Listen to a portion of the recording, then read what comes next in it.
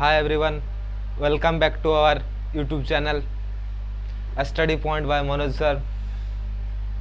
आज हम लोग बात करने वाले हैं क्लास 12 का मानव भूगोल। तो चलिए वीडियो शुरू करते हैं। मानव भूगोल देखिए, और इसके साथ साथ मैं बहुत ही महत्वपूर्ण प्रश्न का भी हल करूंगा जो कि आपके प्रोजेक्ट परख में आया हुआ था। जो इस शनिवार को प्रोजेक्ट परख हुआ मानव भूगोल का, उसमें जो क्वेश्चन आया हुआ था उसके भी चर्चा करेंगे हम। चलिए वीडियो में लास्ट तक जरूर बने रहें। चलिए देखिए क्या होता है कि मानव भूगोल क्या चीज़ है। आप लोग का ज्योग्राफी बुक का पहला अध्याय ही है मानव भूगोल, ठीक है। तो मानव भूगोल क्या चीज़ है, इससे पहले अगर मैं बता दूं, आप लोग कक्षा 11वीं में जो पढ़े हैं उसमें आप लोग भूगोल पढ़े हैं कि भूगोल क्या है, भूगोल की शाखाएं कितनी है। तो भूगोल की शाखाएं में से प्रमुख दो शाखाएं हुआ करती है। एक को कहते हैं मानव भूगोल और दूसरा को कहते हैं भौतिक भूगोल, ठीक है। तो इससे जो कक्षा 11वीं की जो था उसमें था आप लोगों का भौतिक भूगोल, और आज जो पढ़ेंगे वह है मानव भूगोल, ठीक है। तो मानव भूगोल शुरू करते हैं। तो पहले मानव भूगोल क्या होता है, तो देखिए डेफिनेशन कि मानव भूगोल मानवीय जगत के बीच संबंध, मानवीय परिघटना का स्थानीय विवरण तथा उनके घटित होने के कारण एवं विश्व के विभिन्न भागों में सामाजिक आर्थिक विभिन्नताओं का अध्ययन है। मानव भूगोल क्या है, तो मानव भूगोल मानवीय जगत के यानी जो मनुष्य है, मनुष्य के जो भी घटना है बीच संबंध, मानवीय घटना के संबंध, जैसे कि जनसंख्या हो गया, लिंग अनुपात हो गया, जनसंख्या घनत्व हो गया, तो इस सब के बारे में चर्चा करता है कौन, तो उसको मानव भूगोल करता है, ठीक है। तो मानव भूगोल क्या है, मानवीय जगत के बीच संबंध, मानवीय परिघटनाओं का स्थानीय विवरण तथा उनमें घटित होने वाले कारण एवं विश्व के विभिन्न भागों में सामाजिक और आर्थिक विभिन्नता। ये सामाजिक और आर्थिक विभिन्नता, विश्व के सामाजिक आर्थिक विभिन्नताओं का अध्ययन करता है, ठीक है। ये हो गया मानव भूगोल। अब थोड़ा सा अंतर समझ लेते हैं कि मानव भूगोल और भौतिक भूगोल में अंतर क्या है। इससे पहले कक्षा 10-11वीं में आप लोग पढ़े हैं, हम भौतिक भूगोल के बारे में क्लियर पढ़े हुए हैं, ठीक है। तो आज मानव भूगोल के साथ उसका अंतर समझ लेते हैं। तो मानव भूगोल क्या है कि मानव भूगोल प्रकृति एवं मानव जगत का संबंध है। मानव भूगोल क्या है, प्रकृति एवं मानव जगत का संबंध है। मानव भूगोल प्रकृति और मानव का, यानी ज्यादातर खासकर अगर हम बात करें तो ये होता है मानव का। क्या समझ में आवत हो, इसको देखिए आप। भौतिक भूगोल, भौतिक भूगोल भौतिक पर्यावरण, भौतिक पर्यावरण मतलब क्या, तो इसका मतलब होता है नदी नाला, तालाब, रास्ता, ये सब के बारे में अध्ययन कर चुके हैं, तो यह है भौतिक भूगोल। तो अंतर पता चल गया। पहला अंतर क्या है कि मानव जगत के संबंध, और भौतिक भूगोल में भौतिक पर्यावरण, ठीक है। अंतर अगर आपको आएगा प्यारे बच्चों तो इसको इस तरीके से आप लिखेंगे तो नंबर अच्छा आएगा। चलिए मेरे भाई देखते हैं कि मानव भूगोल का पिता, तो मानव भूगोल का पिता जो है उसे रेडजेल को कहा जाता है। मानव भूगोल का पिता किसे कहा जाता है, रेडजेल को कहा जाता है। क्यों कहा जाता है, क्योंकि आपको दिख रहा होगा इसकी परिभाषा जो दिया है उन्होंने कि मानव भूगोल मानव समाज और धरातल के बीच संबंध का संश्लेषणात्मक अध्ययन है। कितनी अच्छी बात कही उन्होंने कि मानव भूगोल जो है वह मानव समाज और धरातल के बीच संबंध, मानव समाज और धरातल के बीच जो संबंध है उसके बारे में अध्ययन को ही कहा जाता है मानव भूगोल। कौन कहता है, रेडजेल कहता है। इसीलिए इनको मानव भूगोल का पिता कहा जाता है। क्या चीजें क्लियर हो रही है, ठीक है। इसके साथ मैं आप लोगों को और एक चीज बता दूं, इसका मैं पीडीएफ भी आपको डिस्क्रिप्शन में प्रोवाइड करवा दूंगा, तो आप लोग उसे नोट्स बना सकते हैं, ठीक है। तो ये परिभाषा के बारे में बात कर लेते हैं। तो रेडजेल ने क्या कहा कि मानव समाज और धरातल के बीच संबंध। आप अगर इतना याद रखेंगे ना प्यारे भाई कि मानव समाज और धरातल, तो मानव समाज और धरातल का संबंध रेडजेल, मानव समाज और धरातल रेडजेल। क्या उतना हार्ड ये चैप्टर नहीं है जितना कि आप लोग समझ बैठते हैं। ये बहुत ही इजी चैप्टर है, सिंपल एक बार अगर मेरे साथ देख ले, ध्यान दे दें तो ये चैप्टर आपको क्लियर हो जाएंगे। एलन सी एसपल ये वाला प्रोजेक्ट परख में आपका आया हुआ था कि एलन सी सैंपल ने क्या कहा। तो इन्होंने क्या कहा कि मानव भूगोल अस्थिर पृथ्वी यानी गतिशील पृथ्वी और कार्यशील मानव। अस्थिर पृथ्वी मतलब पृथ्वी स्थिर नहीं है, अस्थिर पृथ्वी और कार्यशील मानव। क्या होगा, पृथ्वी घूम रहा है ना या फिर पृथ्वी रुका हुआ है? पृथ्वी बॉम घूम रहा है, क्या पूरा स्पीड से घूम रहा है जो। हाँ, अगर हम कील ठोकेंगे तो क्या होगा, फेंका जाएगा। तो अस्थिर पृथ्वी और कार्यशील मानव। और मानव क्या करता है, कार्य करता है। जैसे कि हम लोग दौड़ते रहते हैं, हम अभी कार्य कर रहे हैं, आप लोग अपना कार्य कर रहे हैं, तो दोनों के बीच संबंध कौन करता है, एलन सी सैंपल। ये आपका प्रोजेक्ट परख में आया हुआ क्वेश्चन है जो बीते शुक्रवार को हुआ। पल बिडल डी लाब्लस। तो इन्होंने क्या कहा, इन्होंने कहा हमारी पृथ्वी का नियंत्रण करने वाले भौतिक नियम तथा इस पर रहने वाले जीवों के मध्य संबंध है। क्या कहा गया है, पृथ्वी को नियंत्रण करने वाले भौतिक नियम, पृथ्वी को नियंत्रण करने वाले भौतिक नियम की इकाई कौन है, हम लोग जीव। ये सब के मध्य जो संश्लेषण करता है ये बताए इन्होंने। ठीक है, तो परिभाषा हो गया, अंतर हो गया, मानव भूगोल के बारे में हो गया। चलिए अब आते हैं इसकी प्रकृति क्या है, मानव भूगोल की प्रकृति। तो देखिए मानव भूगोल की प्रकृति क्या है कि मानव भूगोल गृह, गांव, नगर, सड़क, रेल का जाल, उद्योग, खेत, दैनिक उपयोग में आने वाले वस्तु तथा भौतिक सांस्कृतिक के अन्य सभी जितना भी वस्तु है, गांव, घर, जितना में मानव रहते हैं, मानव क्रिया करते हैं, उन सब के बारे में जो अध्ययन होता है वह मानव भूगोल की प्रकृति है। समझ में आ गया मेरे भाई?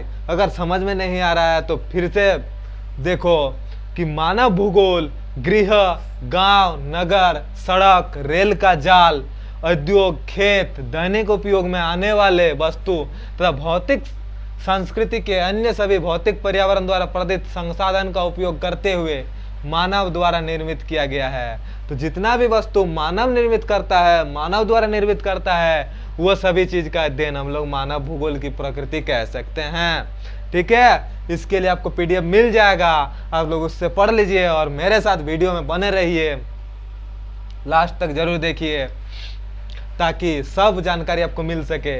ये जो चीज है ना प्यारे बच्चों की मानव की प्रकृति, ये बहुत ही इंपॉर्टेंट है। मानव का प्राकृतिकरण और प्रकृति का मानवकरण, ये दोनों ही बहुत ही इंपॉर्टेंट है। और ये क्वेश्चन भी आप लोगों को प्रोजेक्ट परख में आया हुआ था, दोनों का अंतर।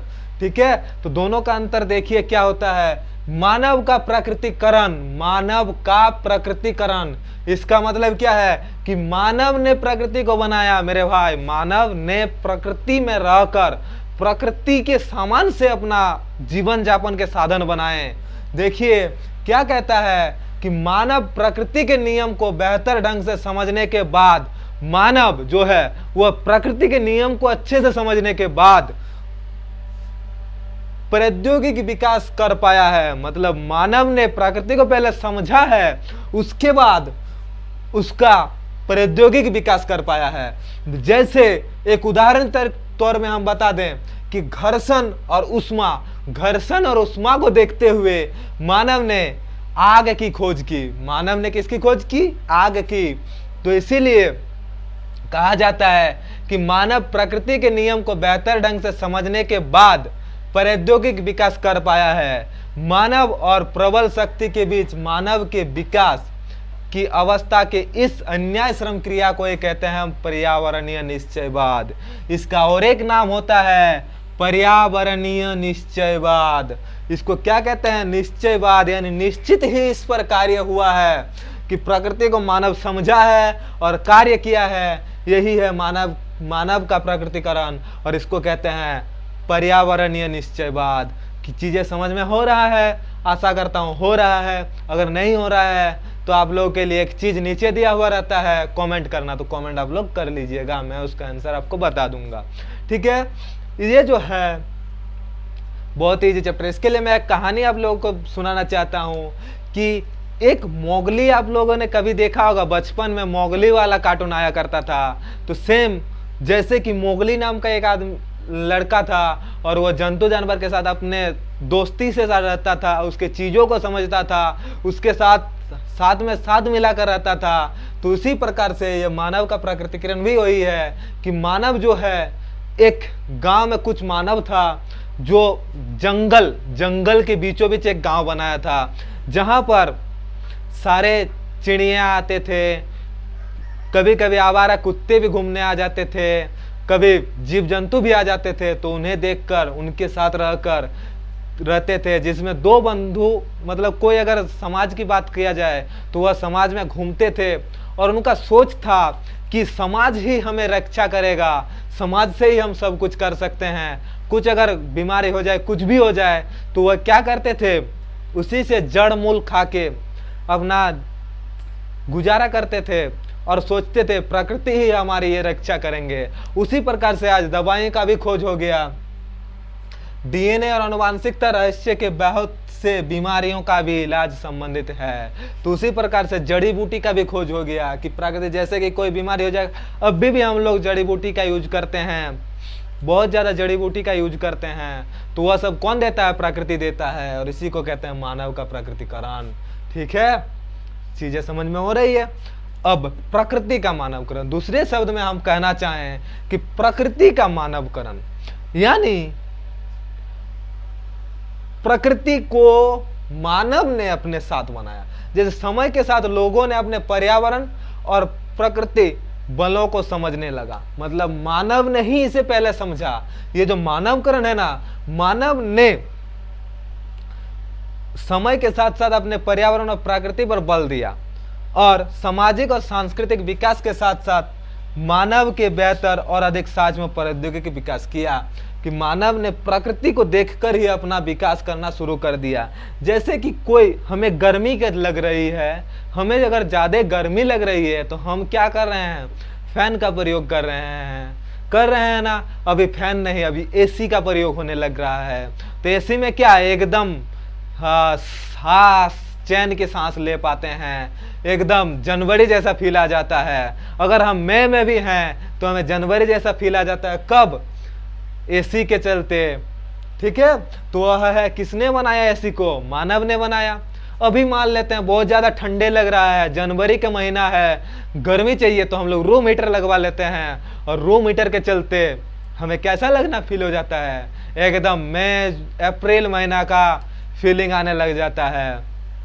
तो वही है मेरे प्यारे भाई प्रकृति का मानवकरण, इसी को कहते हैं प्रकृति का मानवकरण। यानी समय के साथ साथ लोग पर्यावरण के प्रकृति पर बल दिया, बलों को समझने लगा, प्रकृति के बलों को समझने लगा कि प्रकृति कैसा कर रहा है, क्या कर रहा है, और उसके साथ साथ सामाजिक और सांस्कृतिक विकास ने मानव को बेहतर और प्रौद्योगिक विकास किया। उसी के साथ साथ मानव ने प्रौद्योगिक विकास किया, जैसे एसी का विकास किया।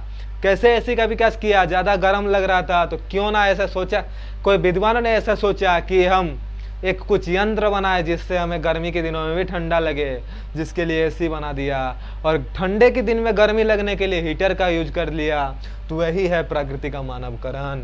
ठीक है, और इसी को कहते हैं संभावनावाद नियम, संभावनावाद नियम, क्योंकि मानव ने संभावना को जन्म दिया। कैसे संभावना जन्म दिया, जैसे कि ठंडे में गर्म क्यों नहीं हो सकते हैं और गर्म में ठंडा क्यों नहीं लग सकता है, तो यह एक संभावना है कि ठंडे में गर्म क्यों नहीं हो सकता, तो संभावना है ना। तो इसी संभावना के लिए इसे हम लोग कहते हैं संभावनावाद विचारधारा, जैसे कि लिखा गया है, जिसमें बहुत से संभावना को जन्म देता है, अतः इसे विद्वानों ने संभावनावाद विचारधारा कहते हैं। अगर सिंपल आपको पूछा जाए कि संभावनावाद विचारधारा किसे कहते हैं, तो संभावनावाद विचारधारा यानी मानव ने समय के साथ साथ पर्यावरण और प्राकृतिक के बलों को समझा और उसमें प्रौद्योगिक विकास किया, जिससे संभावना उत्पन्न हुआ, इसे कहते हैं संभावनावाद। ठीक है, नव निश्चयवाद अथवा रुको और जाओ निश्चयवाद, ये बहुत ही इंपॉर्टेंट है।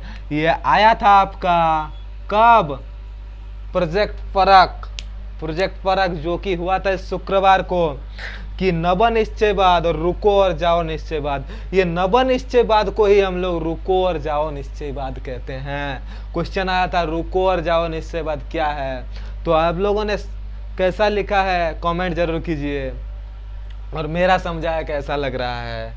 देखिए इसका जो खोज किया है वह किया है ग्रिफिथ टेलर। किसने किया? Griffith Taylor. तो ये जो ग्रिफिथ टेलर है ना प्यारे भाई, तो ग्रिफिथ टेलर एक जर्मनी के भूगोलविद हैं। ग्रिफिथ टेलर कहाँ के हैं?